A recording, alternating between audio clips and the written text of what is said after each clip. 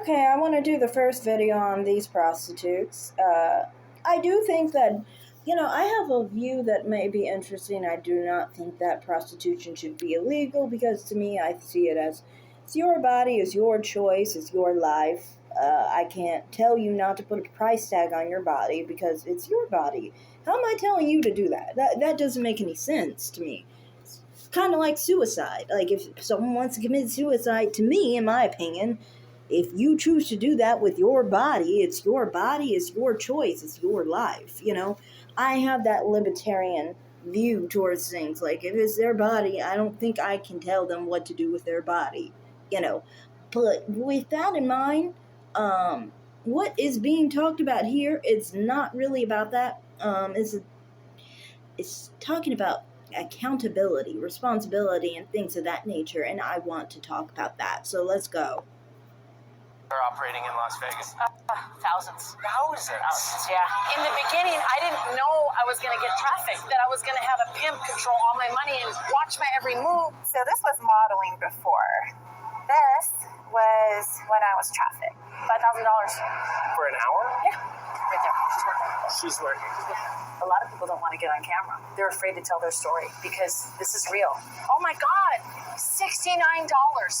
They think it's just what we do, what we like to do. But when we've been forced to do it, it's a whole different ballgame. What used to be on the dark web is moving right into your Instagram. What got both of you out of this? If you don't make your quota every night, you can't come home. What's your quota usually? This is a... I don't get that. How the heck are you being forced when they told you you don't have to come home? Like, that should let you know already. There's no force here. This is willing. You said, if someone said, oh, some people think we like to do this. Well, if you don't like to do this, then don't go home. Like, obviously, this is kind of obvious. And you're saying that you're mad because you can't go home unless you make a certain amount. That means you like the situation you're in. That means you like going home to your pimp. Okay? Now, I understand some people think because a deal is so dumb that they think that people cannot actually agree to this. But they do. A full-grown person agrees to a deal that sucks and is stupid, but that full-grown adult agreed to that with that smart adult who was way smarter and actually, to me, they could use that sense of charisma or whatever to take money from people who work for it and then just give it to you willingly. You're not stealing, things of that nature. To me, I don't see anything wrong with that in that perspective of what they're actually specifically doing. As far as saying, you work, I take all the money. If somebody agrees to that, that's no one's business. No one's gosh dang business. Okay? The only person's business that is the person who agreed to it and the person receiving the money. But I do not hold anything. I don't think anyone's a victim because they agreed to a bad deal. Like, these people do not know how to take accountability, but let's go. World I don't know much of, and a lot of my viewers know very little about, so we're going to learn a lot today. Yes, we are. And I'm excited. All right, guys, today we have a super interesting story. We're going to meet up with a former prostitute who made her career here on the Las Vegas Strip, who has since had an intervention, got out of the industry, and life purpose is to get other prostitutes off the street.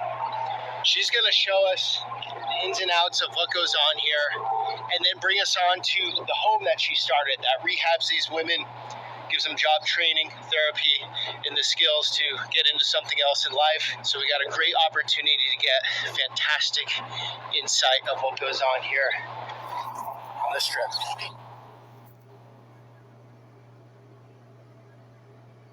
I don't want to get you in trouble with the channel. Why? I don't want to say certain names, This is where you worked. Yes, the Las Vegas Strip. How many years ago?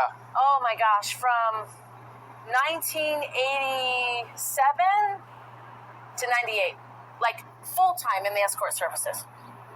In all of these hotels? Yes, absolutely. And not only that, sometimes houses that are very high-class houses around the valley, but only if it was a special buyer that was looking to purchase girls like us. This is your friend Ashley? Yes, this is my friend Ashley. Ashley's got stories too? Yeah, she does. Okay. She's definitely a beauty here, aren't Oh, she? thank you. You know, modeling is a thing. That's what pulled you in. Yeah. Modeling. Yep. Is that a common story? The modeling? Actually, it is. And they're actually targeting more like teens and all that. So people really need to get educated on it. Okay, they're targeting teens right now for modeling. Yeah. And then they bring them into prostitution? Yeah. It's like a setup.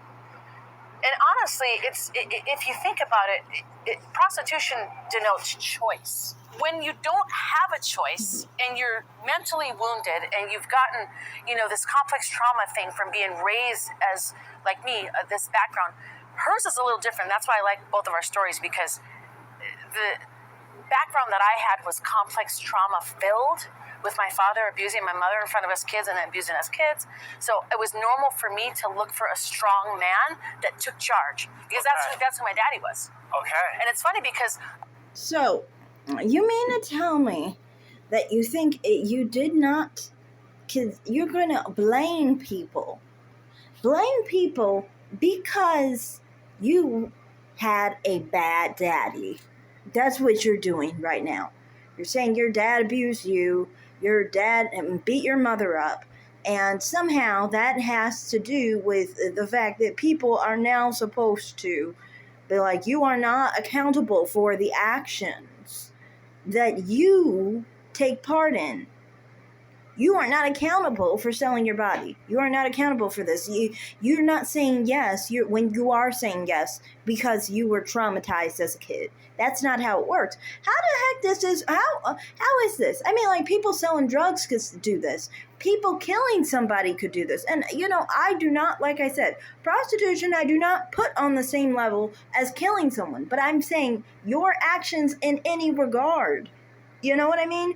You're trying to blame your childhood for your actions. You're accountable for your actions. So you are saying yes to prostitution. You agreed to prostitution. You like prostitution, most likely. And we'll get into the video so you can see more of how this person really feels about what they did, and things of that nature. So it's like, why are you blaming others? Because you don't like taking the heat for selling your body? Why? Is it because people act like it's so bad to sell your body? That is someone else's opinion. When you decided to sell your freaking body, you should have come up to a conclusion that it was a-okay with you. If you're okay with selling your body, and you're open about this, and you're totally fine with this, it shouldn't matter what other people think about you selling your body, because it's your body and it's your choice, in my opinion. Therefore, you shouldn't be trying to shy away from the actions that you committed, okay?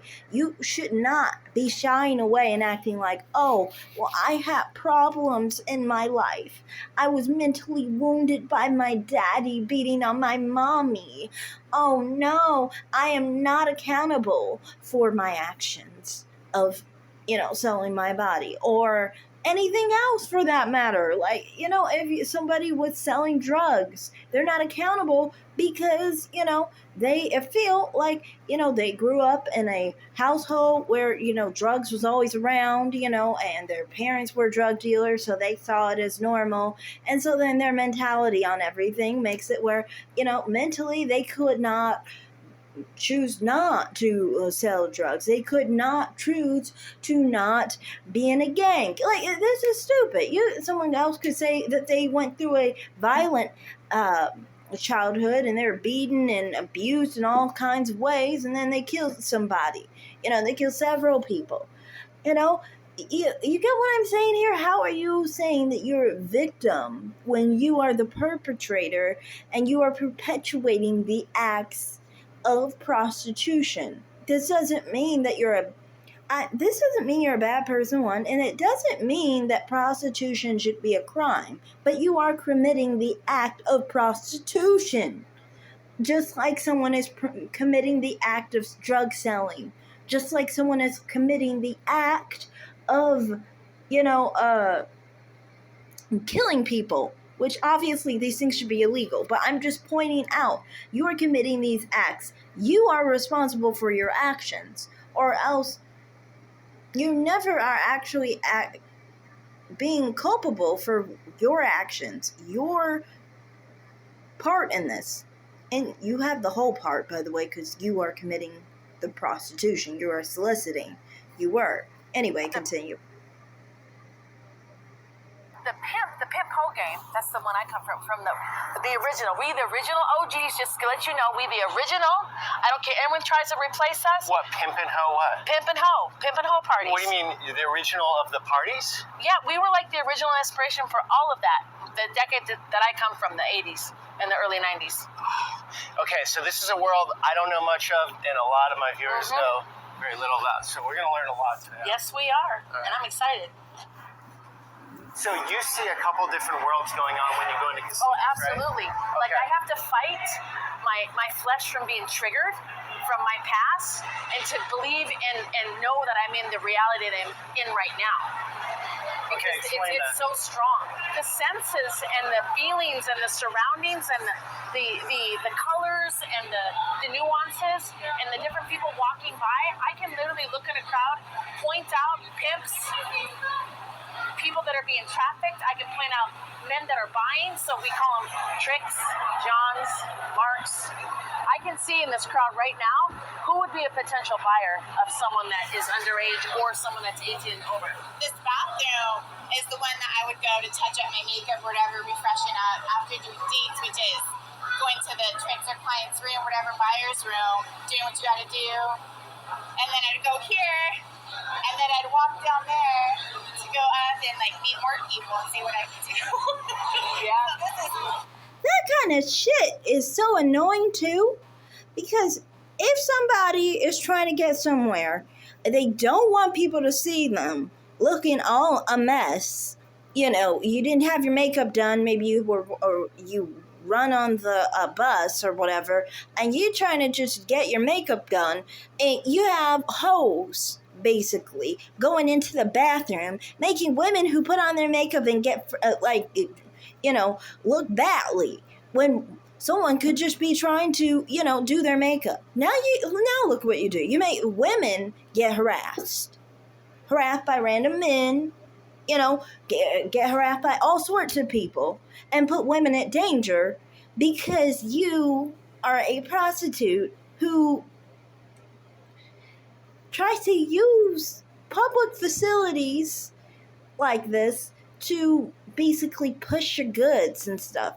I don't like that. To me, I prefer prostitutes to do their shit online. Because if they do their shit online, no one really has to be bothered. You know what I mean? Nobody have to walk down the street. Many of the time, I've said this plenty of times, for me personally, I would see that anybody who had makeup on, who looked nice down in the areas where there's the hood and stuff, for example, they would automatically think, even though there's people who go to jobs and stuff, they think everybody is a prostitute. It's annoying to me. I don't know. To me, I feel like the women who just go around, walking around, trying to sell themselves to random men makes an environment for women who are just simply trying to live their lives at risk. Because men now are thinking in the mindset of buying women. Just down the street, thinking of buying women because of crackheads, because of prostitutes, because of whatever the fuck. Because of people who are just selling their bodies in environments that I feel are problematic. That's the main thing I have an issue with prostitutes. If you could just do your business in places that are not public areas, so then you don't make it unsafe for other women who are just trying to live their lives and don't have anything to do with your not weird, but your prostitute life. I don't want to be offensive in that regard. I don't like to judge prostitutes. It's just it's not for me. But what you guys do, you guys do your thing. But I just think it creates a certain environment in deep poor neighborhoods where, you have prostitutes all around, it's really hard for women who aren't. It's tough in areas where, it's rich people and so forth, and a lot of people who have money and stuff, like on the strip and so forth. It's problematic. You make the whole environment bad, where, like, no matter where you freaking go, basically, you're going to have a problem.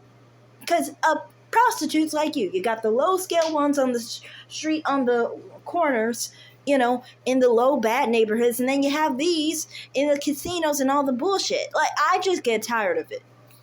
Anyway, continue. It's been a long time since I've seen this bathroom. Okay, It's so familiar. let's just be honest. This is prime real estate. Yeah. Right at the heart of the strip. Prime real estate for making big money. Making thousands and thousands of dollars. We're not talking $20. Yeah, not $20 tricks, not $5, like we're talking $1,000, $2,000, $3,000, $4,000, $5,000 for one trick to turn. When you say tricks, what's a trick A exactly? trick is when a person pays for sex. Okay, so And there's a money exchange, yes. the full. Not all the time. Sometimes you just take your clothes off and then you run out the room. Okay. Because if the guy that's buying doesn't have enough money to do everything, you don't have to give him everything if you don't want to. You just run. Okay. Memories. So by the bathroom is the ATM. So you can bring whoever down or find someone over here. Oh, let's get a couple drinks. And it's so interesting. And then in the bathroom, there's a long length mirror. I kind of want to show you. I would stand in front of this mirror and look behind me as guys would pass by. And I'd be like, ooh, and I like smile in the mirror and wink or whatever, and then come out and get a date. But then the ATM's right there. Actually, I just thought about it. Let's walk over to. Let's show him that bathroom down in the basement. That's one I used to hide in from all the vice and all the pimps. Oh my God, you gotta see this thing. I used to sit in there where the shutters are, and I would just sit and wait and see if there's a rich guy or someone that looks like he has money. If I was in between calls of the escort service, because I was super busy, I would sit there and wait to see if I could catch me a whale. A whale is just a high roller. That's right. I would sit there, and right where the little curtains are, you could sit there and have a drink really inconspicuously and just hang out and look around and spy at the tables. And in this bar, I don't know how many nights I sat at that bar, girl. I would sit here and I would just be looking around like, hey, is any action going on? And there would be guys coming to sit at the bar, and I'm like, so what are you doing here? Like, what's going on? Are you by yourself? They're like, yeah, why? Oh, I just want to see if you want some company tonight. They're like, are you saying what you're saying that I think you're saying? Yes. This bar I would always sit at and just have a drink, whatever. The second chair is where I first got arrested, and it was even more messed up is that the undercover had Jack and Coke or Captain or whatever, and it was real because my ex-trafficker dude at the time told me, if they're not really drinking, then they're probably undercover. He was drinking because I sipped it. And then my dude called and I was like, yeah, I said, where are you at? And I told him, I was like, I got a date in front of me. And I got arrested. And then we walked all the way in the back to like the secret area by the elevators. Yeah. You and the undercover. Yeah. How many years ago? Oh, man. 2013. When did you both get out of this? So she got out after me. First time that I got out was 1998 because I got engaged to one of my tricks. How much are the most expensive shoes? Oh gosh, the Louis Vuitton. She said first time she got out. So that means she came back, right? I don't understand these people. You, like, seriously, so you mean to tell me you feel you're claiming to be a victim, but you went back because you like what you do. And you can see the enjoyment they have thinking about all the money they made and how they love just turning supposed tricks or whatever with their rich men and so forth. I don't understand. Why can't you own it proudly? Why do you have to claim that, oh my God, I was a victim and they trafficked me and all this bullshit? Why can't you just say it like it truly is? You loved every bit of selling your body to all the men who had all the money and all this stuff and all of that, my thing is, it's just, the finances, the fact that well, we'll get into that. You got Louis Vuittons here? This one right here? Both of them. Oh, the pink one? That's cute. This is very cute. But I really love this. This is kind of my thing right here. Yeah. This like chameleon, like rainbow thing. This totally matches what I have on today. You have to understand that this was part of our lifestyle. The shoes. Clothing. If I wanted to get more cash out of them, I would take them shopping with me. I'd say, oh, I want to go to Tiffany and get a couple a diamond ring. Oh, I want a Louis Vuitton. I want a Chanel purse. Right there. So, the movie Pretty Woman, sort of like that? Do you know that that's all the girls that are called girls? That's our fantasy. When I saw that movie, I saw To it be with Julia my trafficker. Roberts. I saw that with my trafficker when it first came out. And I left the movie. I was walking out of the theater. We were in Hollywood at the time. Yeah. I walked out of the theater, and I was bawling my eyes out. And he goes, and I'm just going to be honest about what he said. What the fuck are you crying about, bitch? And then I was like, what did you just say to me? He's like, you fat bitch. What are you crying about? I go, you don't get it, do you? That's what I want. I want that. That's who I want in my life. He's like, well, you ain't getting that with me, bitch. I'm a pimp. The first... Well, yeah, a lot of people want that or whatever. I don't know. What does that have to do with anything? To me, I guess to me this is weird. If we were to treat prostitution like an occupation, and I do not have an issue with treating it that way, honestly, because to me I'm like, you want to sell what you have, then that's fine. It's your body, it's your choice, it's your life. I don't appreciate when people try to kill prostitutes. Like, they're sick people trying to prey on people who are on the outskirts of society. But my point is that I kind of feel like with these situations, like these people specifically, if we were to treat prostitution like an occupation, if you're crying about the fact that you do not have the same movie star, movie sensationalized story, basically, as the story depicted in Pretty Woman, that is the same as, somebody complaining or being really sad, like someone like me, for example, being very sad. Maybe this is similar. Yeah, this is similar because I work for politics. Being very sad that I was doing surveys and that I was not a press secretary or a senator. Oh, I interviewed senators, things of that nature, Crying because I'm not a congresswoman. Because, I'm at the very bottom doing surveys, political surveys for $10 an hour instead, of, the very top, into politics, a senator, a press secretary, something of that nature. You know what I mean? Hey, let's take it all the way to the top, presidency. I mean, you know what I mean? Do you think what if someone was watching a movie about a president and they did surveys, political surveys for a living, and they were crying because they're like, that's what I want or whatever, would that make any sense? You know what I mean? Should we feel sorry for the person doing surveys, political surveys, because they aren't a congresswoman? It's the same thing as here. You want a miraculous, glamorized life with a big-time sugar daddy, like in the Pretty Woman situation, with a millionaire or multi-millionaire, whatever the case, But that is a fantasy, In reality, you are just a prostitute in Las Vegas, as was I, just simply a telephone interviewer for political surveys, which actually happened to be on the Strip in Las Vegas, a precision opinion, similar place. I mean, it's a nearby place.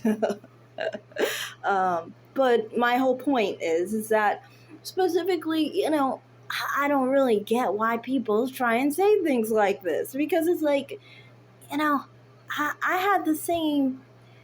I could have the same sadness. Oh my God! I only make $10 an hour. Oh, where's my congresswoman position? Somebody feel sorry for me. I am not a politician. I only work for the politicians for $10 an hour for these dang surveys, and people can't stay on the phone for 20 minutes. Come on now.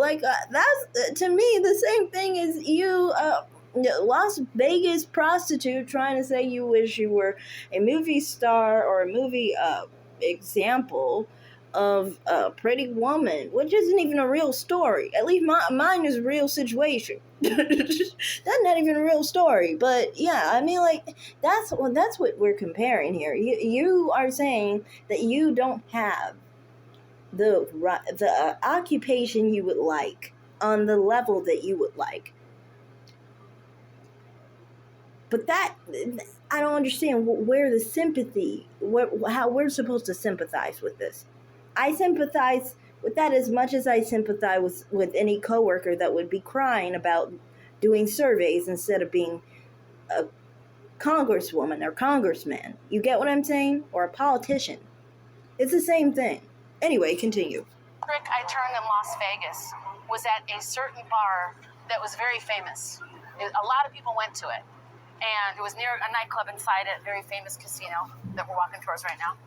And I sat at the bar and I had on a blue, beautiful sweater cardigan from the 50s. And I had on a real short mini skirt with spike black sparkle heels.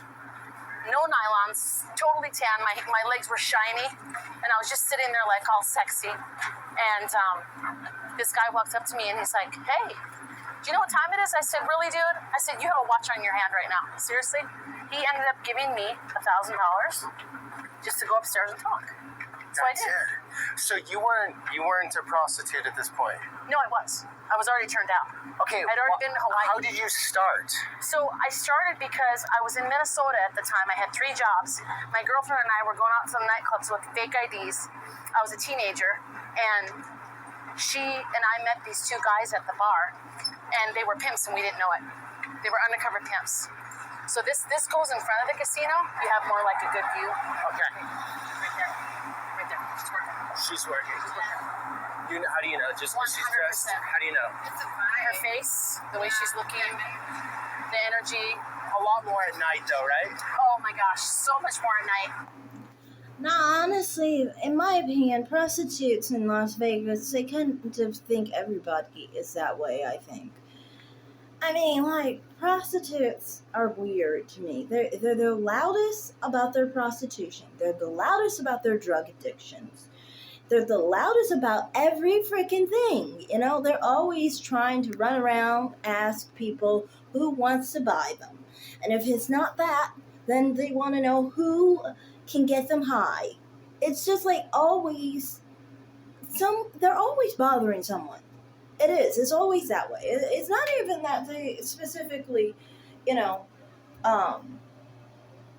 it's not even specifically that they're always just selling their bodies. They're sometimes just drug addicted individuals who are constantly bothering other people. So then it's they're not even just only bothering men, because they're bothering men to buy them usually, and then they're also bothering people about their drug problems, It's just a mess with those individuals. It is. It's really messed up. But anyway, continue.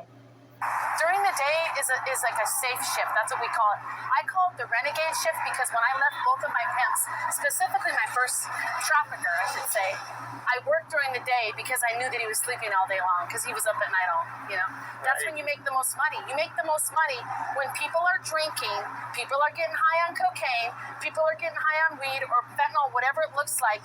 They're popping pills and they're calling the escort service and you're making them happy.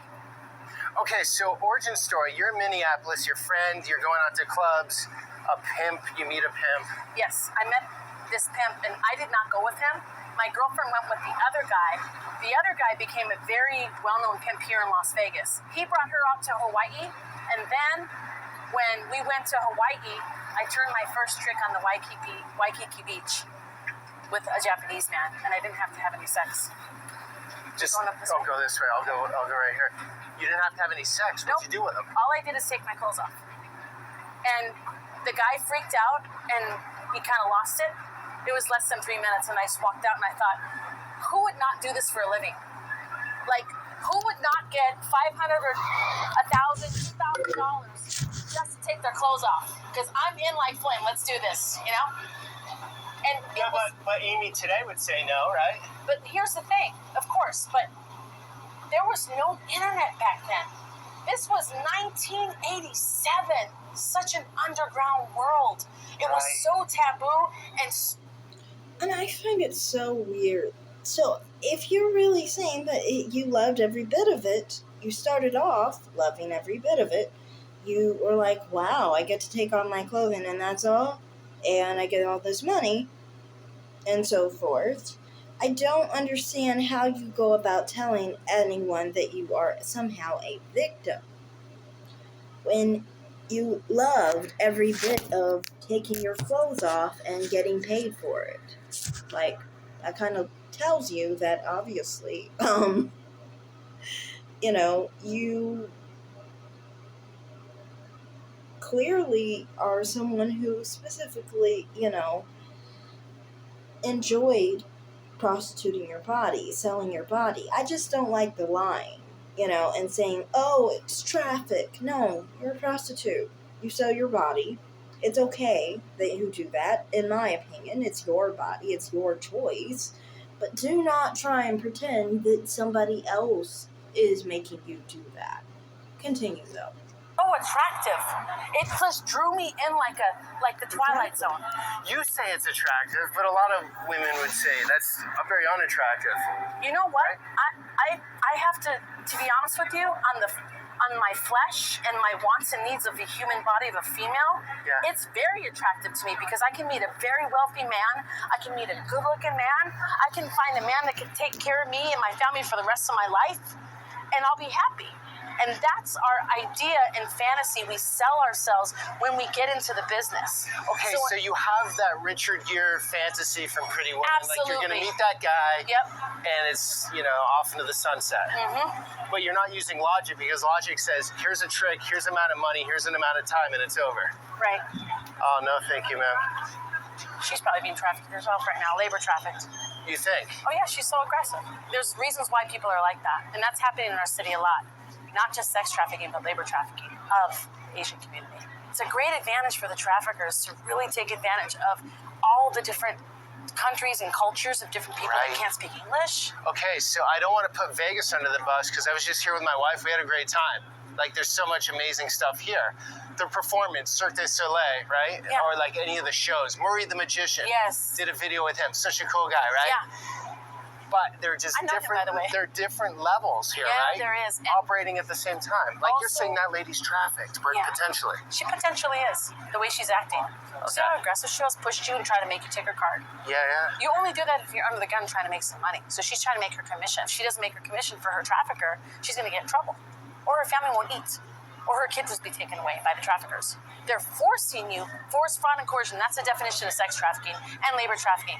It's anytime someone forces you to do labor or sex, and you're getting paid and they're controlling it, or they're physically using violence as a threat. Okay. And hurting your family, maybe your animals. One of my animals got killed because I didn't do what my pimp said. Back to the start, though. You wanted to do this. I did. Okay. It was my choice in the beginning. So it was your choice. It was. So then what do you mean by the pimp says you have to, like you're under the... That's just so funny. I mean, like, if you really had all those things happening to you, you could easily go to law enforcement and so forth to address the fact that he killed your own property, or, for example, if someone was abducting your kids. I mean, like, seriously, you are clearly just using excuses here. To me, that's funny though. Saying that somebody killed your dog, so you must prostitute yourself out. Like, what the fuck? It's just like the excuses these people are making. Like, just own up to the fact that you sold your body, you loved it every bit, as you said earlier, and nobody was forcing you. Like, that's just the truth. Forcing someone to prostitute themselves out it doesn't look like that.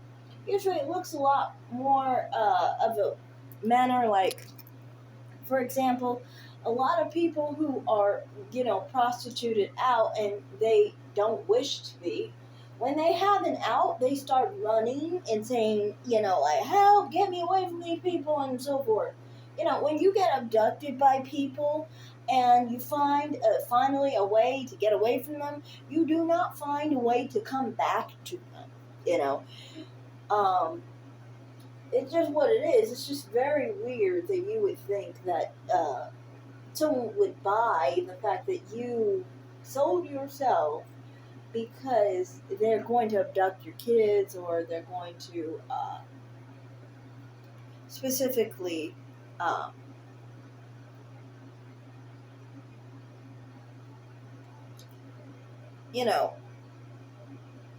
force you in one way or another to apparently try and prostitute yourself out. That's not really the way they do it. I mean, just being honest. Control the pimp. You can't bounce out. And listen.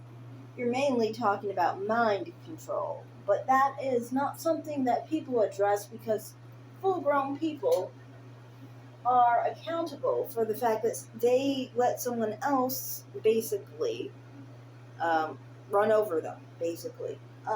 You're supposed to take care of your own, but you're not, because you're acting like somebody's supposed to take care of you like a child or something. Make the best decisions for you like you're a child. You make the best decisions for yourself, but you don't have any accountability in that regard. And that's what this video that I'm making is about. I was totally against pimps, and that's where this comes into play.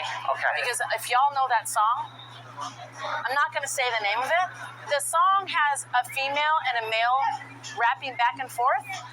This back then was underground explicit lyrics. It was in the 80s. There's been rumors that this man was never even a pimp, but he got these lyrics from, he was a talented writer. They're not, some people say this guy was a pimp, some people say he wasn't a pimp, but so it goes like this. The pimp says, say ho, and then he says, you like to, you like me to say make love? And then he says, I saw you walking down the street and I had to stop. Turn up the radio and drop the top. I said, you look so good. You look so fine, young tender. Would you be mine? I drive it in my car. I take you to my house because I'm a Mac. I cold turn you out. I won't ask and I sure won't beg. Reach right over and rub the leg. I take a hand behind this mini skirt. I'm not even going to say the rest of the thing, okay? So the girl's response, you provoke no feeling. You must have forgot girls with whom you're dealing. I haven't the urge to get busy like those dizzy lizards used to dance for you.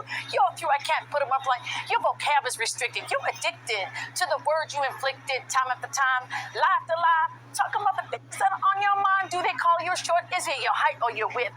Diss me, boy, I'll hang your boss on my clip. The reason why I like that rap is because my ex-trafficker loved that artist. Oh. And I was the girl saying, I am not going to be pimped by you. I will never choose up with you. Choose denotes a choice, making it seem like you chose the pimp, you chose the trafficker to be your daddy, so to speak. All the girls are told you have to call us daddy.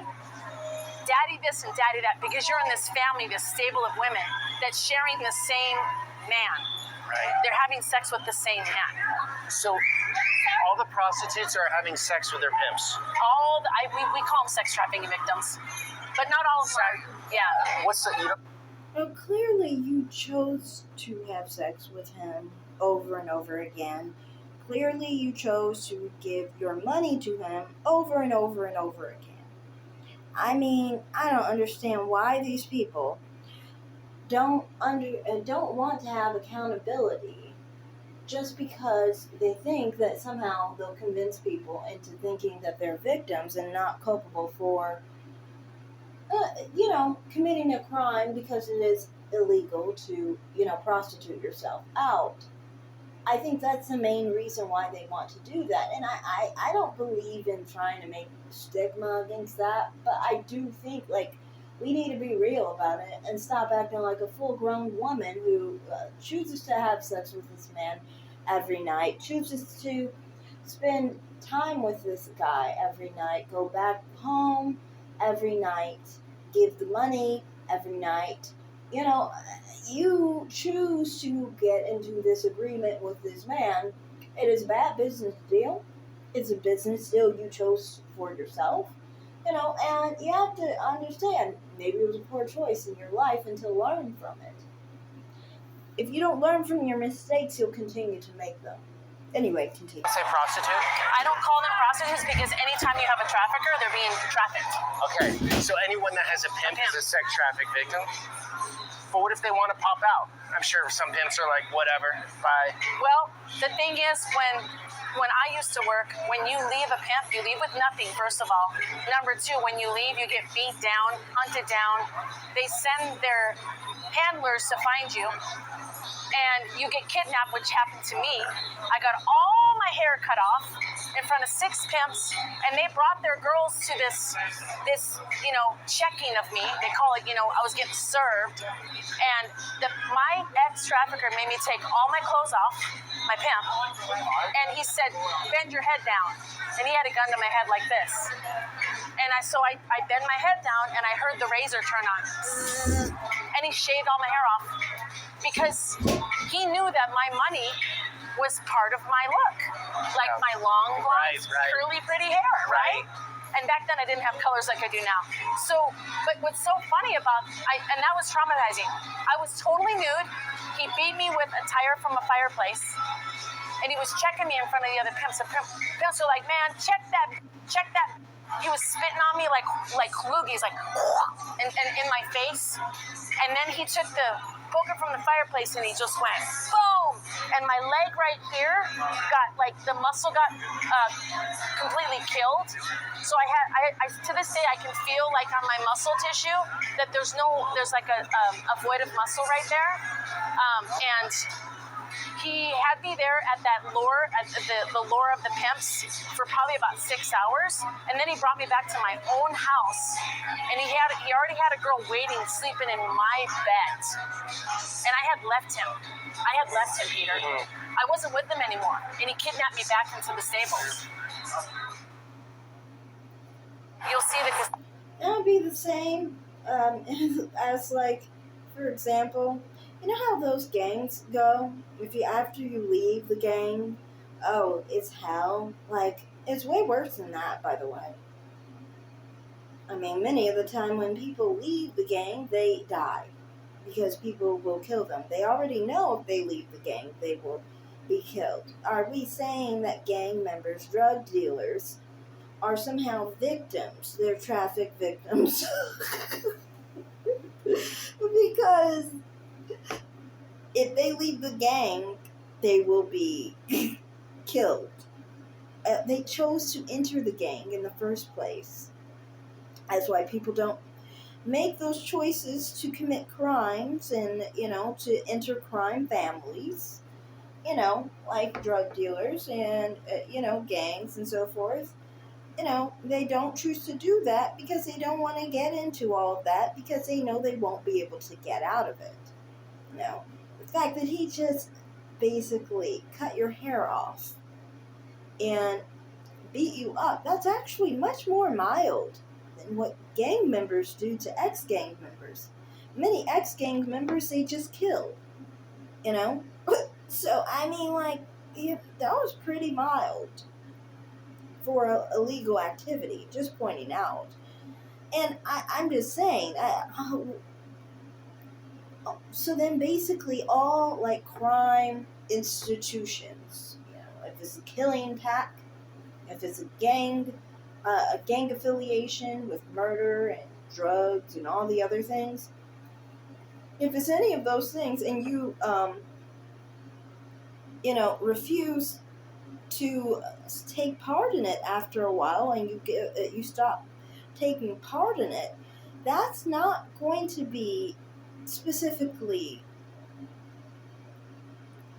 not committing,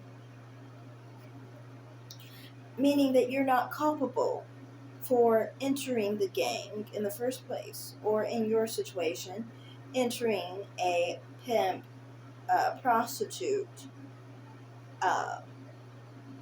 arrangement, basically. You entered it, and now you're trying to leave it, and you can't. And this is a common thing that occurs for people who deal in illegal activity like that. You know that it's illegal in this country, as much as I don't agree with that, but you know it's illegal, and you still chose to do it, so you agree to all the implications that are included with, engaging in an illegal act. Anyway, continue. Great cameras, but they have face recognition now. They never used to, and they could recognize anybody and find anybody if they're looking for them.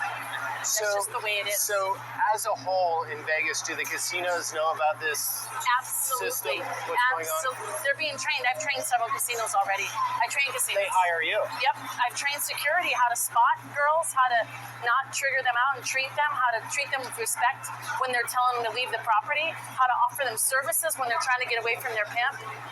They need that. So, what percentage of girls right now are under full control of their pimps? Here's the security. This is where I used to be kicked out right here. This is their main. Clayton used to be his name. He was head of security. He would sit right here. Oh, okay. And there's a back door that they take you in, right here. Okay, do you remember this bar, Ashley? Yeah. This one. Man, that pimp used to come here dancing. Cleopatra's Barge. Okay, This was our spot. so you come dancing with your pimp. This guy controls you, treats you like shit. Yes. You still love him? I was in love with him. He couldn't do anything wrong. Like, he was my partner for life. He was like the love of my life. He was my everything. He was my best friend. I felt like he understood me. I went to Hawaii, turned my first trick, and came back, quit all 3 of my jobs from Minnesota, and then that's where I met my pimp up in Minnesota at the Skyway Lounge on Hennepin Avenue in Minneapolis. I brought him with me here. Okay. Because my girlfriend moved here, the one that went to Hawaii. She moved to Vegas. She said, girl, there is so much money here. If you don't get down here, Annie, I'm making thousands every night. Thousands. She's like, girl, this is the place. That's the bar. And it was different back then. There was no walls. Right now it's called the Vista Cocktail Lounge, but it was a different bar. Like, So let me understand this better. You're a competent, educated person. You had jobs. Didn't you see the writing on the wall, like what this world would be like? Couldn't you sort of see? Or is it the rush of the money? Yeah, or the rush of the money. In the beginning, I didn't know I was going to get trafficked. I didn't know that I was going to have a pimp control all my money and abuse me and control me and watch my every move and take advantage of me and beat me down when I didn't do what he said and slap me when I looked at another pimp. When I was walking and look at another man, he would get so jealous he would just backhand me, and I would just sit there like this. I wasn't allowed to look up. It's called staying in pocket. It's the language they use. You just have to look down when you're walking with your pimp, and you can't walk with him. You got to walk behind him. Oh. You can't walk with him. You have to walk. Sure it makes for tough. You agreed to all this shit. Like, lady, what are you talking about? You didn't know this was going to happen. As if somebody just bloop, dropped you in here, and somehow you just were like, oh, okay, I'm going to give all my money to this dude who is way obviously smarter than you, and you're just going to sell yourself and sell your body to basically, finance him. To me, I don't understand that. To me, it's just like you're saying that, oh, I didn't know any of this was going to happen. How did you not know when you specifically chose this for yourself? You specifically did these things in order for you to have a pimp. You said you met your pimp. If you didn't like your pimp, you would have never met your pimp, okay? You would never have known anything about your pimp. But instead, you liked your pimp. You said it yourself, you loved your pimp. You gave all your money to your pimp. Like, I don't understand. When people don't take responsibility for the wrong they did in their lives, they're just going to continue to keep on repeating it. And it's just like, it's annoying. This stupid idiot can't even admit to what they do. How are they repentant How are they learning from their lessons when they can't even say what they do? They're clearly not ripe for that type of industry either, because you can't even admit what you did. Even, sweetie, this was almost fucking 40 years ago, and you still can't even admit what you did. You're still trying to call yourself trafficked because you can't admit that you're a fucking prostitute. You were a prostitute. You sold your body for 11 years. Like, come on now. Anyway. That's right. Yeah. You can't walk with him. You don't get that, like, blessing to walk with him. You have to prove yourself first. Why are you in love with this guy? I just think it's from my complex trauma. And most girls that get... It's all from childhood. It's part of that. And a lot of the women that get trafficked have this history of sexual abuse in their life. It happened to them when they were younger. They've never gotten over it. They've never had their counseling. And now they're looking for someone to rescue them. So they gravitate towards any person that gives them any attention. And they hook them, line and sinker like that. And they tell them, yo, I'm going to take care of you. I'm going to buy you nice things. They know I'm not exactly what to say. Hurt you. Yeah. And they're good looking. They're giving them gifts. Okay, here's the place. So the fact that you didn't get therapy, you didn't get the psychological help that you needed, you're blaming other people for the fact that you were a grown adult who didn't get therapy. That's not anybody's fault but yours for not getting therapy for the fact that you were sexually assaulted. You can't blame society for the fact that you weren't smart enough to fix yourself or to come up with a way to protect yourself, at least, in an environment where you as a grown woman need to protect yourself. And I must say, honestly, if people with that mentality, I would see that all the time, honestly, in certain environments where there'd be weak-ass women who wouldn't know how to protect themselves. And it would be so weird. I felt like either your IQ is down, you don't like yourself, and don't know how to self-preserve yourself, or, just something is terribly wrong with you, okay? I don't understand. I didn't grow up in the best childhood at all. But I did not grow up to become a stupid idiot who would just choose to, give your money to someone. Like, what's wrong with you? There is a bathroom down here that I used to hide in. I would hide from security when they were chasing me because I would get kicked out of all the casinos. It was like my place where I could be by myself and I could think straight. Okay. So it's kind of like my self-counseling room. And you'll see what I mean. When you see this bathroom, it's so luxurious and it's comforting. And the other thing was, there's mirrors in there and beautiful lights, so you can look at yourself, you can fix your makeup, and you can kind of like have a little meeting with yourself. I can't go in there with you. Do you want to just go in with the camera? Yeah. Okay, we're going into my special little place, y'all. Look at this.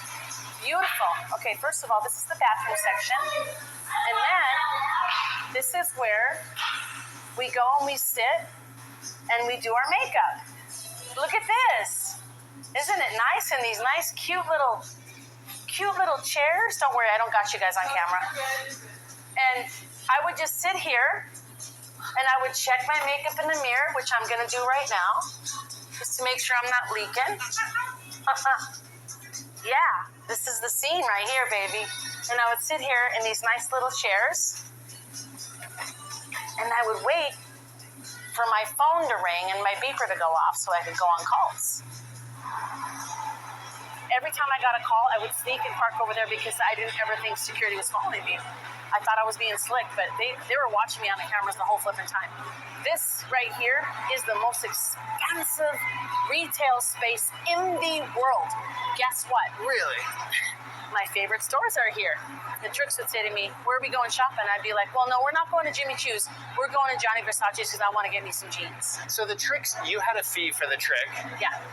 And then on top of it, you're like, take me shopping? That was my tip. Okay, so here's how it breaks down with the escort service. Yeah. You go on a call, and they send you on a call for like $150 to $250, and then you go walk in the room, you get the money, you take the money, you take your clothes off, and then you get dressed right away, because if the guy doesn't have any more money than that, you won't. Wait, $150, $250, go in the room, take your clothes off. Yeah.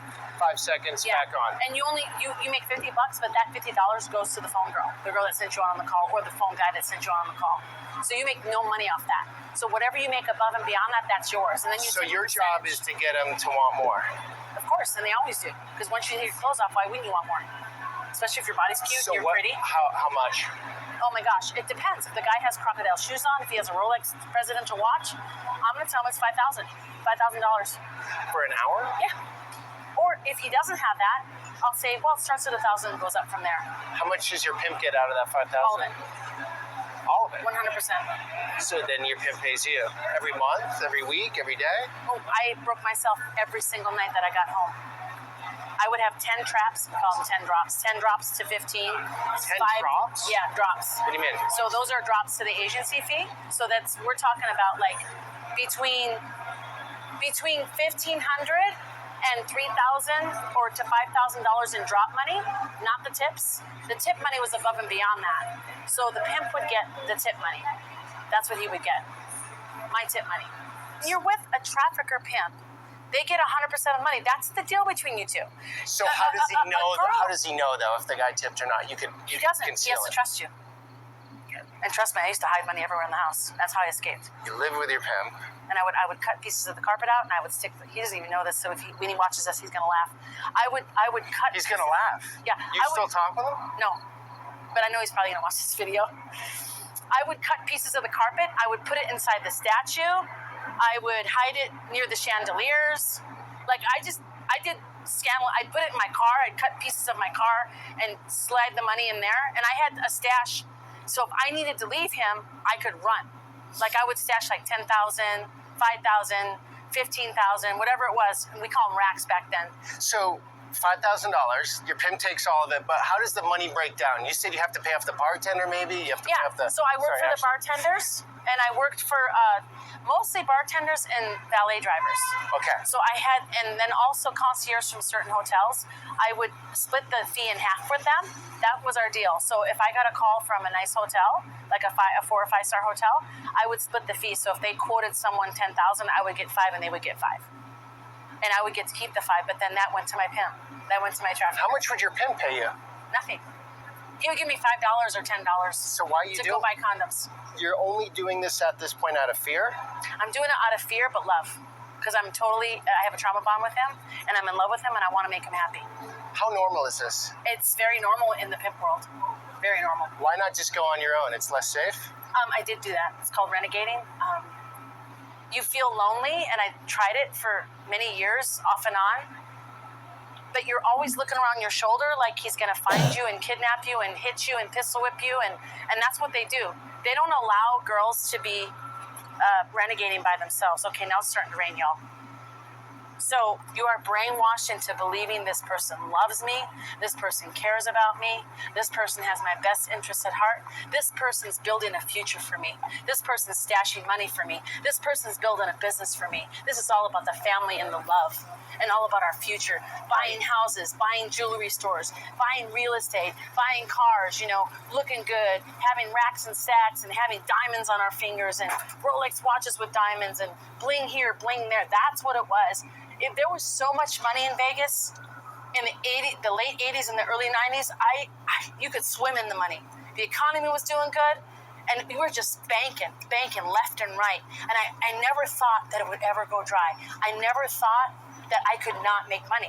Like I thought, even if I get old, I'm just going to get a bunch of plastic surgery. I'm going to pull my face back, and I'm going to look cute. My body's going to always look sexy, and I'm going to do this for the rest of my life. That's what I was thinking. It's crazy, right? But the job itself. So, like, that's what I mean when they always say, oh, so I was doing it out of fear, but love for him. No, it seems like she did it out of stupidity, but also out of a dependency on, substances and so forth. But not just that, the fact that, of course she likes what she does, prostitute and so forth. So to me, it's just like, I don't understand how these people want to present themselves as victims in these situations when they specifically are kind of like letting everyone know that they loved every bit of it, and this was the profession for them. I feel like there's some emotional things that show she obviously wasn't ready for it, because I don't think she was able to accept the morality of prostitution. To me, I think people who do prostitution should have a certain mindset where they're able to accept that. You if you have a physicality and a mentality for it, then that's on you. People who don't, they make poor choices for themselves because they chose a bad uh, activity, a bad career, an occupation for themselves, and people like her mentally suffer because of it. Anyway, continue. Wasn't it terrible? Like, how do you mentally do it? You have to totally shut down. Hold on, I'm gonna get this real quick. Yeah, sure. No, we gotta ask that question. Hookers for Jesus, can I help you? That's the name of the group, right? Hookers for Jesus. But she's changing it. She's changing She it. is. Okay. It is Pink Chair. Pink Chair. And then Hookers for Jesus is still gonna be there. It's gonna be like our outreach. And we have Destiny House and Dream House. Yeah. So everything she's saying, you agree with? Same experiences for you? Or? I'm laughing in the background because I thought the same thing getting older. I'm like, what am I gonna do? Okay, hold on a Plastic second. surgery. Hold on, what's your name? Okay, I have this on mute. She can't hear me. A girl's just calling. I'm going to say a fake name. Yeah. Alice is calling. She's asking for help. She wants to apply for a Destiny House program. Her pimp's getting violent. She wants to get away from him. And she's scared. You're the hotline for this, basically. Sometimes we are, yeah. Wow. Okay. Okay, so do you have a pen? Are you ready? I can hear she has a baby. I can hear the baby in the background. But she said that she has to leave her situation, and she said she's safe for the next couple days, but it's getting scary, she said. So this woman that called you, you know her? You've talked to her before? Never. First time. Okay, so what does she want from you? She wants to see if she can get help from us, resources, and possible housing. She sounded about like 17. She sounded young. You said there was young. a kid in the background. I could hear a baby in the background, yes. So do you see a lot of that? Yeah.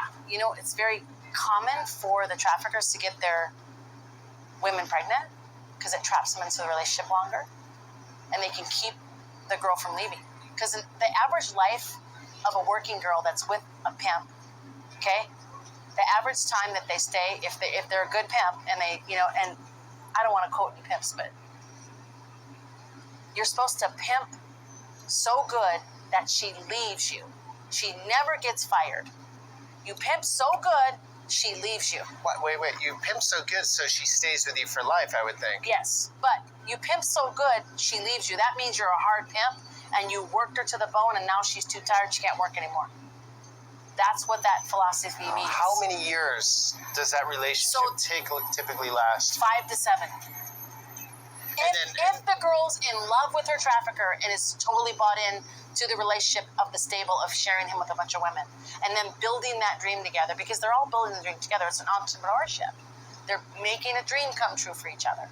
Even though when she leaves, she knows when she walks out that door, she gets nada, nothing.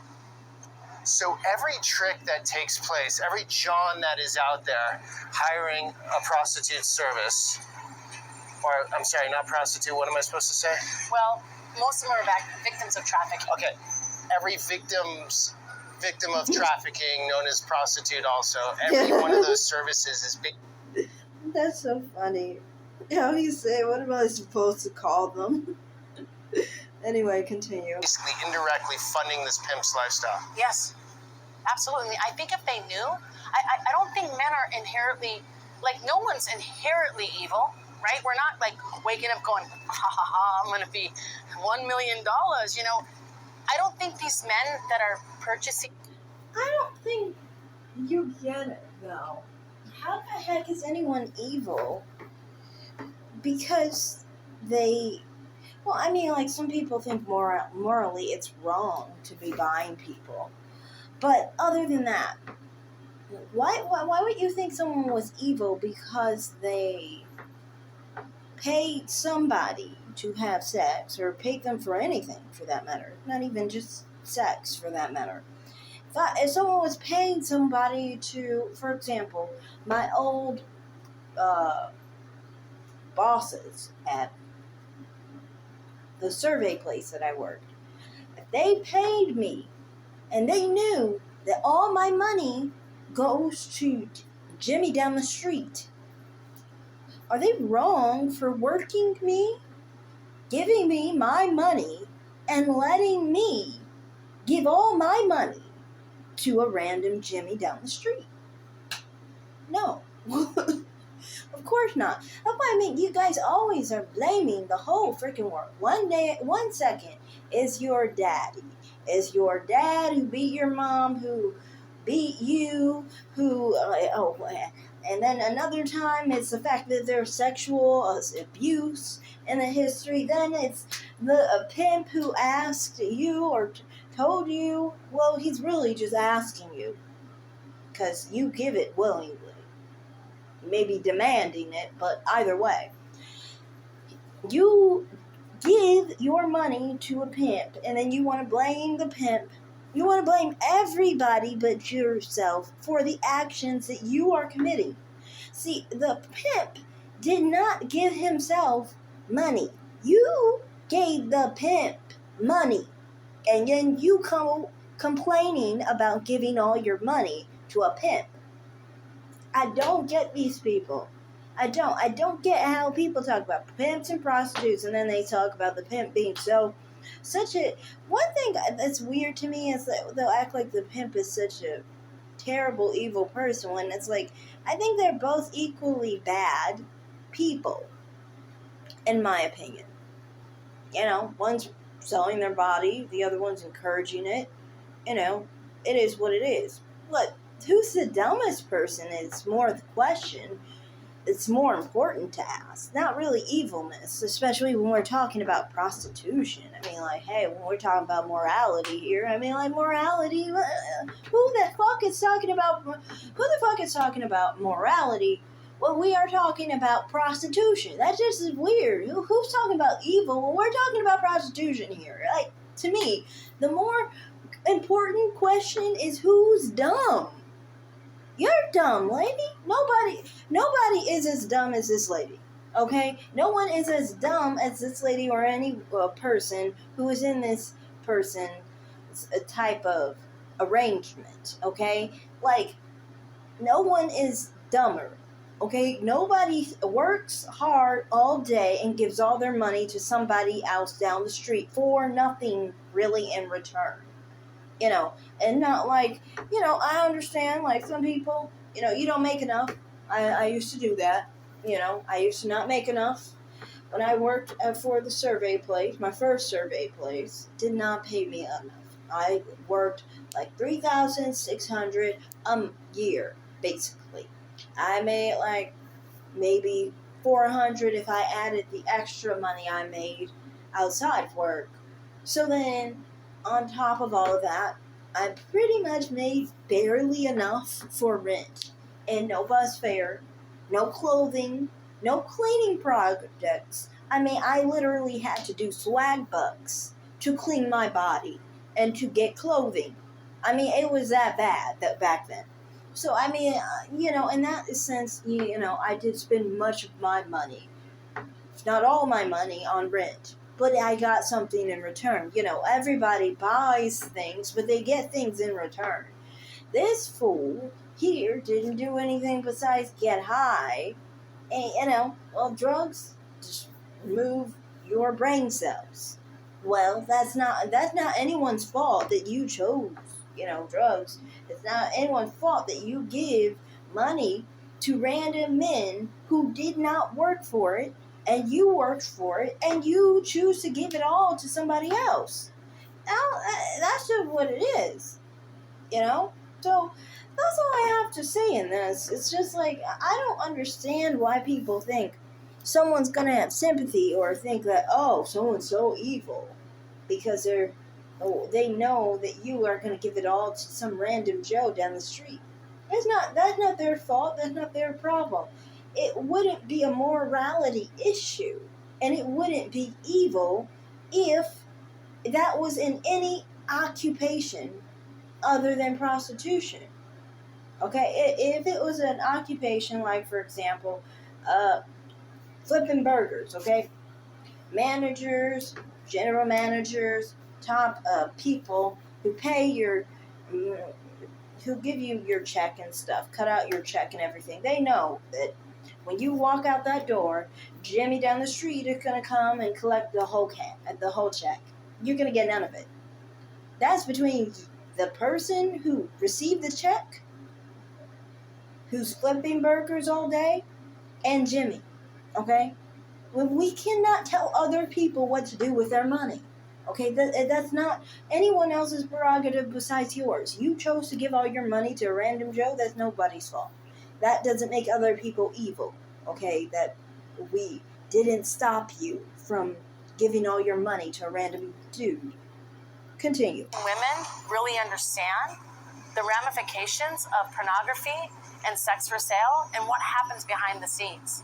Sure, they've seen the movies about the 70s pimping and the big hats and the guys walking with the cane, but do they know the reality of when that girl goes home, is she going to get beat down for not meeting her quota? There's quotas we have to make. If you don't make your quota every night, you can't come home. What's a quota usually? It just depends. Every pimp's different. Like for me personally, my personal quota was like a bad night was like a couple $1,000s, right? Not including the agency fee. So let me just say a bad night's about $5,000 to $7,000. A good night is about $10,000 to $15,000 to $20,000. Now, one time at this really nice casino that's behind us right here, I met this guy that was a collector of Salvador Dalis, and he was calling girl after girl after girl after girl, and this guy was handing out 10 grand for an hour. So I got him to spend multiple hours with me the entire night. I made a grip off that guy. I send a bunch of my friends to him. I'm like, hey, this guy has a lot of money. He was cooked out of his mind. Do you know I was sober doing this work the first 9 years? Completely sober. I barely drank. I really didn't smoke any weed. I wasn't really a weed person. I was against pills and against weed, blow. And the first time I ever did blow was April 17th, 1997. I felt empowered. So for me to stay in the industry, I needed a drug because at that point in my life, I was broken up with 2 of my traffickers. My whole life was like shattered at this point. I didn't have anything to show for what I used to do. And so doing cocaine was my answer. Like, let me just do a little bump and I'll make a bunch of money and I'll just keep all this money for myself and finally stack my money. But it didn't work out like that because the drugs took over my life. And I ended up like working only a couple times a week, and then I would get high the rest of the week. Men did not love me. I never got what I'm gonna cry right now. It's all right.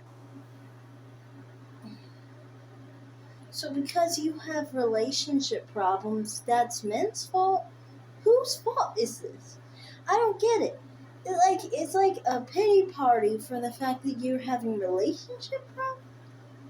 I don't get this. Yeah, you clearly went into the wrong, obviously, industry trying to look for emotional connection while selling your body. You think anyone's gonna want to do anything with you on an emotional sense when you are selling your body?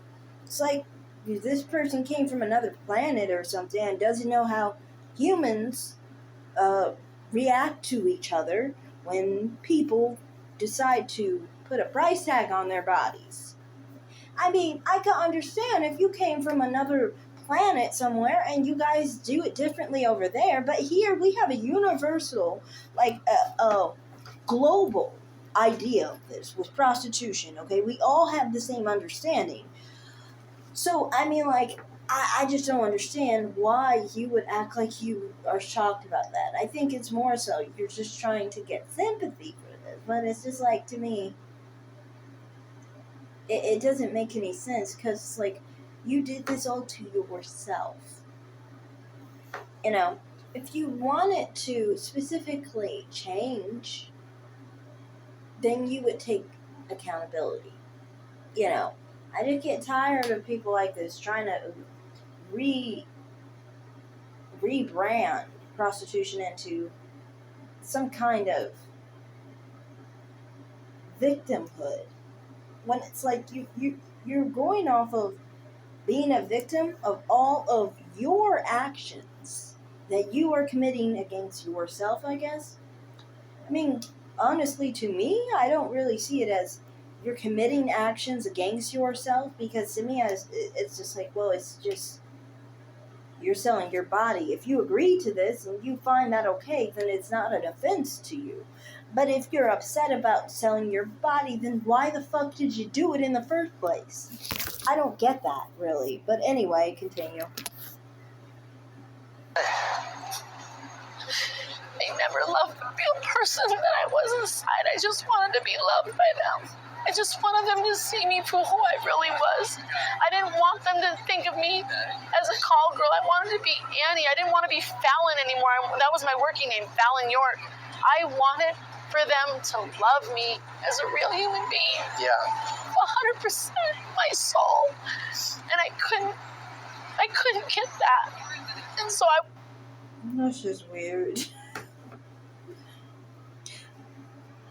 Like, who the heck would say something like this? Seriously. I mean, like, if you didn't care about the money, then why'd you put a price tag on your body? I mean, like, you could have just been like, oh, just get to know me. We could do this for free. I mean, if you just want a man to love you. Anyway, continue. I was devastated, and that's why I started doing cocaine. Did you ever meet a worker that had a great upbringing and good cohesive family and they seemed happy at home? And No. You never saw that? No. I'm trying to think. I even had friends that were wealthy. They grew up with wealthy parents, but they were working. I don't understand that. And they had really no good relationship with their parents. Like their parents ignored them. They sent them off to college. They effed off the college money. They ended up not going. Their parents tried to control them with the money, and they didn't want that. So they broke away from the inheritances, and they started hoeing. That's what they call it, hoeing up. And they were free then. Even though they were the trafficker, they were free because they could at least get to choose their own path in life. With the rich parents, sometimes they control their kids. So it's kind of like they're exploiting their own children, you know? Right. In a way. Right, Oh, you have to take this for a career. Oh, you have to pick this college. Oh, you have to go to this school. You have to marry that person. Then you have to marry up in our family. Our family's multimillionaire. You got to find someone a little richer. It's the same thing as pimping. I mean, come on, think about it. Like, come on. Interesting. That's funny. I mean, like, of course. Some people make up stories about being rich, but I doubt that anybody was actually rich or from a good family. Anyway, continue. So how do you... Well, besides some crackheads that specifically obviously got cut off from their families, because who the fuck wants to be attached to drug addicts? And we already know the recidivism rate is so high. It's best to give up on those motherfuckers. I mean, like, for real. It's 70, 80, 90% recidivism rate. It's over. Anyway, continue. Like, away from that. Like, what's a better choice? Someone that lets you do what you want? You know, you get to go out and have sex with a bunch of different people and make a bunch of money? Does anyone want that, though? And that's what I was saying the other day, Peter. Nobody wants to really do this. Here's the thing. The women that do this, and the young men, because there's male escorts too, and there's trans, of course. The people that do this, we are the best actors and actresses I've ever seen in my life. Fake orgasm. That can't really truly be true, because you said just a sec ago that you loved every bit of it. You love being able to take off your clothes and make money. So what the fuck are you saying nobody really wants to do this? You specifically said you wanted to do this. You guys can't even get the story straight. Dang. Fake smile, fake personality, charismatic demeanor, you know, fun-loving personality, like, come on, let's party, let's have fun, come on, let's make your trip the best trip you've ever had in your life. And 24/7, you don't take off that mask. The only time you take it off is when you go home and you fall asleep at night. It's the only time you become the real. And then after a while, that real person that you used to be fades away. And you literally become the persona that you created, which is Fallon. Annie disappeared. The last time I heard someone say my name, because everyone knew me by Fallon, it was my parents. And I wasn't allowed to really see my parents. I wasn't allowed to go back home in Minnesota. I barely got to go. When I did, I was always spending time with my trafficker. Okay, So, I was out at the Alien Cat House in Nye County a couple weeks ago.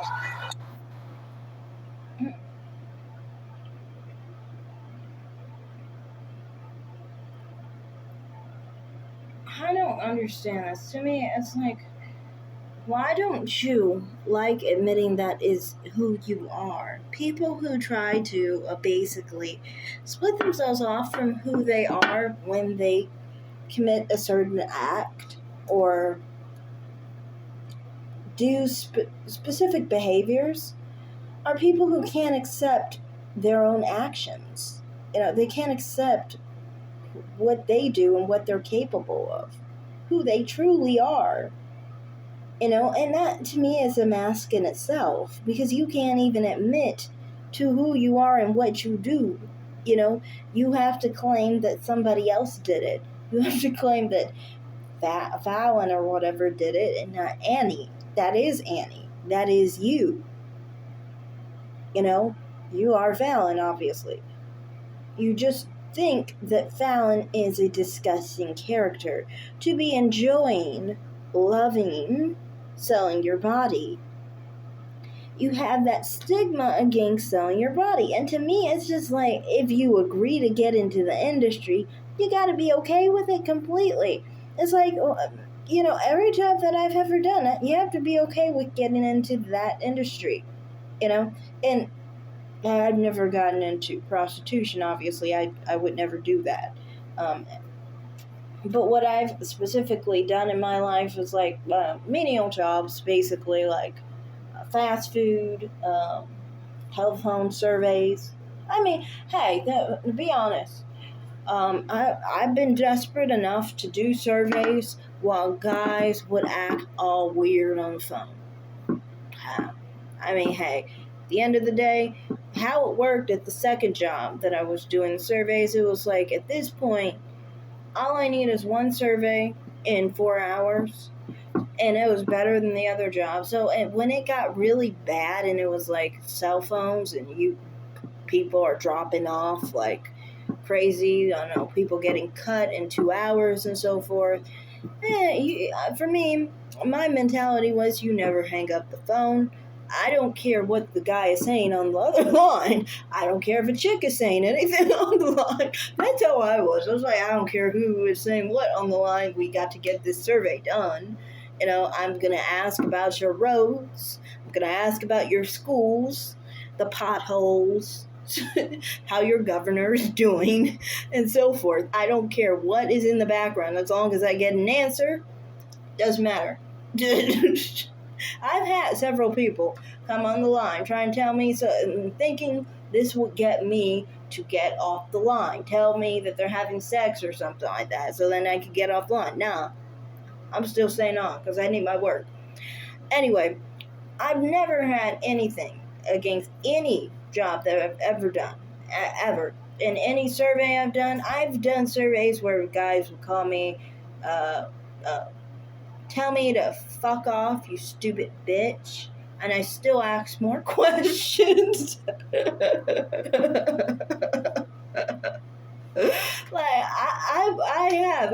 I've done a lot of different stuff. One guy specifically, I don't want to get my video messed up, so I'm not going to say specifically what he said when I asked him about gay marriage. But he said some really crazy stuff, and then he started trying to be racist when I got to the demographic, because he was really done with that survey. It had taken 15 fucking minutes, and he at that point he was calling people the N-word, all names, all bad names, and then I think he hung up on the last question. I was able to basically pull it over the end. Thankfully, I've never had to, at that job, I never had to get rid of a survey that I tried to push. Because I worked under one person, one manager, and he was crazy about pushing those surveys. He would try his hardest. And it was very hard to push surveys there because they didn't like to do that. Basically, they didn't like to push the surveys really at all, but they would push it like 2-3 questions at the end sometimes. as long as you got to demographics. In a few of the surveys, they would do that.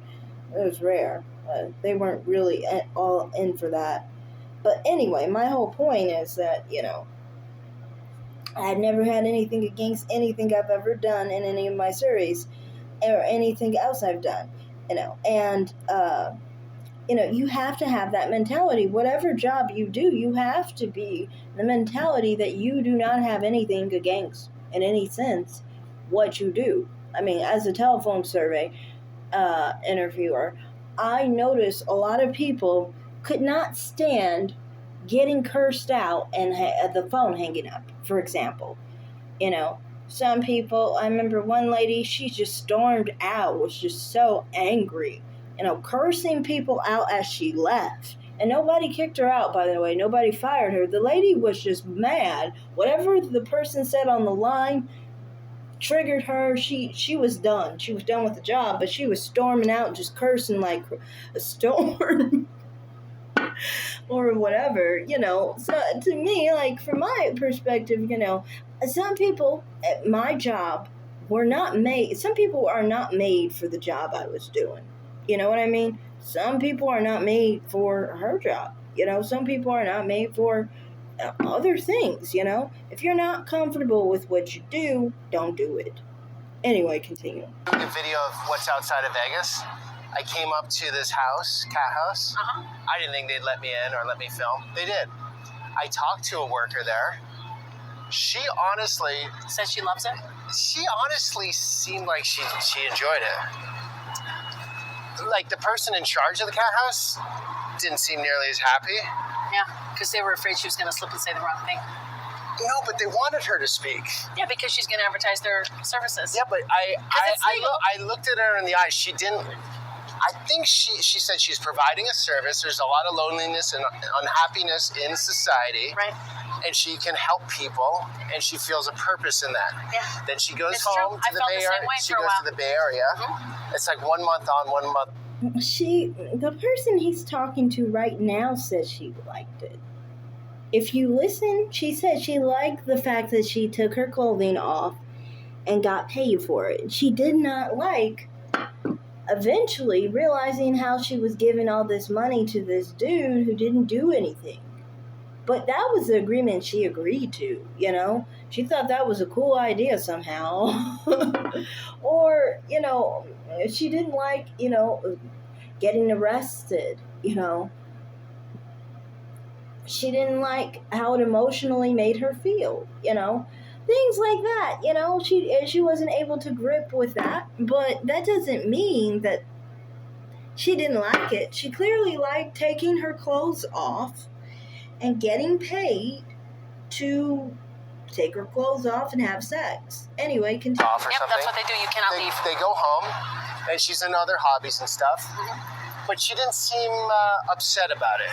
Yeah, well, just great acting, or do you think some women actually? I really think it could be, and I haven't met this person, so I don't know. But if I met her and talked to her and just said, "Hey, what's really going on with you? Like, well, you got some folks at home. Folks means in the game, it means your family, your pimp family. Okay. So she might have folks at home that she's paying, and they're making her work there, or it legitimately could be she's working on her own and she's just trying to make money for college. I wanted to go to college, but I never got to go. Into music and stuff, and it's funny because I'm married to a musician now. Why don't you just waitress tables? I used to, actually. I'm really good at it. You can make enough money do that, go to community college. I'm being all practical here. That's not enough money. That's not enough money. Okay. And that's a lot of work. I mean, you hustle, bust, like, come on. I worked at a Japanese restaurant called Ichiban's in Minnesota, and I worked at a place called DeLuno's Pizza. I loved it, don't get me wrong, but it's before I knew about the game. When I got turned out to the game, Peter, I'm telling you, once I knew that I could sell my body and make money, I couldn't take that risk. It's like I married the game. I married it. I took golden the ring, handcuffs? and I literally was like, I'm not taking this off. And it's so weird. Now she's going back to saying how much she loved prostituting herself, yet saying that prostitutes don't like prostituting themselves out. She specifically is saying it herself. Like, what are you... Have a consistent argument here, okay? You're not having a clear, consistent argument here. You 1 second say that, I didn't like prostituting myself out. And then the next you're saying, no, I married it. I married the occupation of prostitution, and I felt like I was never going to stop. Like, seriously, we could tell you just have shame in what you did, but you loved every bit of it. It's just the truth. That's something you have to work out with yourself. Because now I know that I don't want to say weird things. I don't want to say a swear word. Okay. So you might have to block this out. Sure. Has power? Yeah. I was done. You would never do it again, right? Or No. recommend anyone get into I don't recommend it. It's too crazy of a lifestyle. I almost got killed. In fact, there's a hotel across the street right there. Yeah. Okay. There was a person that opened the door, and he was in a suite. And I said, "Can I see your ID, sir?" Because I felt something weird about it. It was something really off. And he was like, "Yeah." He goes back to the back, comes back, and he pulls out a .357 Magnum, and he goes, "This is my ID." And I just was like, okay. And so I walked into the room. He had a gun held to me. Snub nose. I don't know if you've ever seen a snub nose gun, but he had it pointed in my stomach, and then he put it to the side of me. He made me take my clothes off. He raped me. And, wow, that was... That to me doesn't seem like rape, because you went into that situation willingly. Like, you're a prostitute. You go to someone's hotel and you expect to make cupcakes for them in their hotel. You expect to do what? Read them the Bible. Yeah, you're going to read them the Bible in that hotel. Pretty sure there's a Bible in there too. Because a lot of hotels have Bibles. But yeah, that's what you planned to do when you were going to his hotel. Of course not. You intended to have sex when you went to his hotel. He just chose not to pay you. And forced you to basically not choose prostitution that night. That's all. That's how I see that. I'm sorry. I do not believe that you can go into a situation where you are specifically trying to, prostitute yourself out. And this is a particular situation. It's not like you were walking down the street, somebody grabbed you and raped you. Yes, I do think prostitutes can be raped outside of their supposed dates, but I do not think in their dates they can be raped. The reason why I don't think that is because your intention was to have sex. So you gave consent. You actually wanted to have sex. You just didn't want to have it for free. Now, this is a matter of legality at this point. Is it legal for you to have sex while getting paid for having sex? The answer is no in most places. So, therefore, it is not rape to force someone not to get paid for having sex, basically, that they have already implied they consent to. So that's all I have to say on that. Continue. I thought I was going to die that night. I think when people hear the word trafficker, they're thinking of a very cold relationship, as in you have the overlord boss, and then the product. Only when it's enforced. Nope. So this is what's funny. You're going to laugh when I say this. So first of all... No, when I think of traffic, I think of people who specifically are kidnapped, basically. People who are kidnapped, people who are random, normal individuals. Not to say that people who prostitute themselves aren't normal. I don't really want to judge them like that, actually, honestly. But people who are not into the profession of prostitution, basically. Being kidnapped and sold, okay? That's what I think of trafficking as. People who do not have free range and free will to go as they please. Obviously, if you can't... go home if you don't make enough money, you have free will to go where you please, because you can choose not to go home. You are trying to go home to your pimp. So he's obviously not a trafficker or someone who's holding you against your will. So, anyway. A pimp is power in manipulating people. Wow. Basically, that's what a pimp is. power in manipulating people. If you don't do what the trafficker, aka pimp, says, not only will you be threatened with getting beat, right? Or you're someone you love getting beat, someone you love getting murdered. You get threatened with, you ain't getting no, the D. To me, I don't see it as that. I see it as power in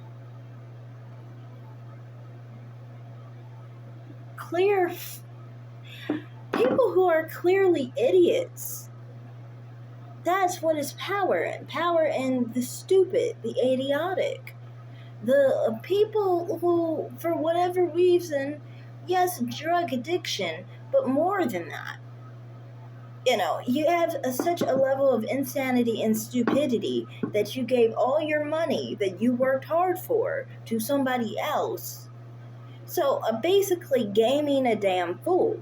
Now, I don't see anything wrong with getting money from a fucking fool. You're a dumb idiot. You're a dumb idiot. You chose to give money to some random individual who's not partaking or someone who is not helping you in any regard. They're not helping you. How are they helping you? They're not giving this guy a hand job. Okay, they're not doing anything else to service this guy while you fuck him, okay? Is he fucking him while you fuck him? No. He's not doing anything. He's not partaking in any regard in your union between this guy. And somehow you think he deserves all your money. Well, then that's your judgment, is your fucking money. You have to understand, like I said before, a pimp did not give himself money. You gave the pimp money. So that's on you. You're a fucking idiot. I don't know what's wrong with you. You need to get your head checked. You need to go to therapy. We've already gone through that, though. You said it yourself, you need therapy. So is that anyone else's fault that you're an idiot who needs to go to therapy who has not gone to therapy? No, it's not anyone's fault but yours. You're a grown woman. No one's taking advantage of a child. It's a grown woman who's not taking care of herself. Your problem. You ain't getting no D. Haven't you had enough D, though, with your work? Well, okay, so that's totally separate because when you're at work, you shut off. You are in actress mode. So you don't feel anything. It doesn't even count. It does. You don't feel it. You don't have orgasms. You just are a robot. You go through the motions and you do what you're supposed to do. Right. But then when you come home, you're supposed to be hugged, kissed, loved, massaged. Oh, baby, did you have a good night? You got us some money, baby? Like, yeah, daddy, I got us some money, baby. And then you hug them and kiss them and then you have sex. That's the normal pimp-hoe relationship. But it doesn't always work. Yeah, like I said, you want, that's what I mean, you want a relationship with this person, you want, physical, emotional, needs from this person. And then at the same time, you want to see the person traffic you when you like being with this person. In every regard that you are describing. You just don't like the strife you have in the business deal of it, I feel. The fact that he's pressuring you, and I don't mean pressuring. I don't like to say pressuring because you choose to do what you choose to do with your body. So I don't feel he's pressuring you. I feel like you chose this. But my point is that specifically him pushing you to prostitute yourself is what bothers you, because that becomes a rift between you two. So it's a more so relationship issue, but it's not specifically that he did anything to you, in my opinion. Just my opinion. Any more than someone who is a fellow gang member. Fellow gang members honestly do more because, they will kill you if you leave. He hasn't killed you. And you've left, right? I think you've left. No, you enjoy it so much. Anyway, continue. Like that, because if you're not in the pimp's good graces, you're not in the trafficker's good graces, you'll be thrown into a room, or he'll go to another house that he has another girl staying at and go spend the night or spend the week with her because it's her turn. And now you have to sit home at your house all by yourself waiting for him, calling him on his cell phone. Are you coming home yet, Daddy? Are you coming home yet, baby? I was the bottom girl. You know what a bottom girl is? Let me explain what that is. So a bottom girl is the main girl in the stable, the family of traffickers. She's the one that watches over the other girls. She's the one that checks them. She's the one that makes sure that they're staying on their game, getting the money, that they're not cheating on him or the family, so to speak. How big do the families get? It just depends. Like, it could be anywhere from 3 people, 2 people, to 5 to 10 to 15 to 20. Okay. If it grows bigger, they call it, they get it's called a trophy. It's, the Pimp of the Year award. I know that sounds insane, but that's what they do. They give out these awards for Pimp of the Year. Who gives them out? It's a certain culture that does a subculture. A lot of... I honestly have heard plenty of people pride pimps and so forth. I just don't give a fuck about pimps. I do not have an anger like some people do. I do not have a liking towards them. Like, some people have, like, respect or whatever towards them, just like they do, like, what's it called, drug dealers and so forth. I do not. Obviously, I don't believe in breaking the law or anything like that. My thing is specifically, I just think that, I just don't care. Is kind of like how I feel.